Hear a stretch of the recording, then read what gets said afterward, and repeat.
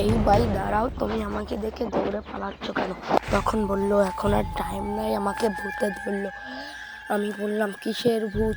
ওই মন্দিরে কোনো ভূত নেই, ওটা গুজব ছড়িয়েছে মানুষ। তখন বলে তাহলে তুমি গিয়ে দেখতে পারো। তখন আমি গিয়ে মন্দিরের সামনে গিয়ে দাঁড়ালাম। তখন আমার বন্ধুকে ডাক দিলাম, বন্ধু এদিকে আয়। তখন 3 তলার মতো সিঁড়ি বেয়ে আমি উঠতে উঠতে তারপর দেখতে কিছুই নেই। আমি আমার বন্ধুকে বলি, বন্ধু কিছুই নাই, আয় উপরে আয়, নাহলে ও নিচে নেমে গেছে। তখন কতটুকু পরে একটা মেয়ের কান্না শুনতে পেলাম, কিন্তু মেয়েটা কোন দিকে কান্না করছে। হঠাৎ আমার উপর অ্যাটাক হয়, একটা গুলি চলে। কোন দিক থেকে গুল্লি চলছে সেটা আমরা জানি না, আসলে গুল্লিটা চলছে কোথা থেকে সেটাও আমরা বুঝতে পারছি না।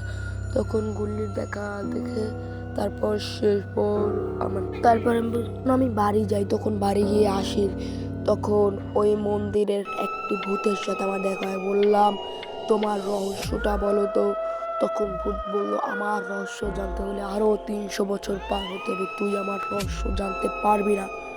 আমি বললাম প্লিজ ভাই, তুমি তোমার রহস্যটা বলো, আমি দেখি তোমার জন্য কিছু করতে পারি কিনা। কিন্তু তুমি শুধু শুধু গ্রামের মানুষদেরকে খুন করে পুড়ে ফেলে দাও প্রতি রাতে একজন করে। ও ভূতটা বলে উঠলো বেশি কথা বললে তোকেও মেরে আমি পোর্ট করে দেব। তখন আমি বলি ভাই দেখো, এখানে এখানে